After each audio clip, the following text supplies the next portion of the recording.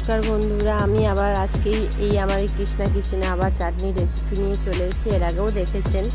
এদিকে কড়াইটা বসিয়ে দিয়েছি, তেলও দিয়ে দিয়েছি, আর 5 ফোড়ন দিয়ে দিয়েছি, তেজপাতাও দিয়ে দিয়েছি, তারপর 3টে শুকনো লঙ্কা দিয়ে দিলাম। সব কিছু ফোড়ন ভাজা ভাজা হয়ে গেছে। এবার টমেটোগুলো আস্তে আস্তে আমি ছেড়ে দেবো কড়াইয়ের মধ্যে। দেখুন কত সুন্দর ভাজা হয়ে গেছে। টমেটোগুলো আমি আস্তে আস্তে ছেড়ে দিচ্ছি, সব কটা টমেটো ঢেলে দিলাম। এর আগেও আমার রেসিপি দেখেছেন, আজকেও একটু ভালো করে আপনাদের সাথে শেয়ার করলাম। তারপরে একটু নেড়ে চেড়ে নিচ্ছি অল্প করে, আর তারপরে নুন দিয়ে দিলাম পরিমাণ মতন, তারপরে হলুদ দিয়ে দিলাম, হলুদও দিয়ে দেবো পরিমাণ মতন।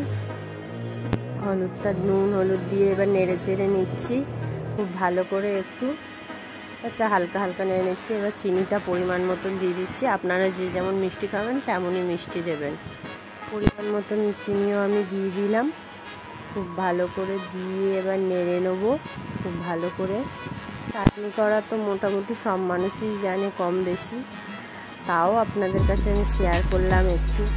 আমি আমার মতন করে একটু রান্না করতে ভালোবাসি, তো সেই জন্য আপনাদের কাছে শেয়ার করলাম। দেখুন চাটনিটা হয়েও গেছে। আপনাদের সাথে কথা বলতে বলতে আমি কিন্তু একটুও জল দিইনি।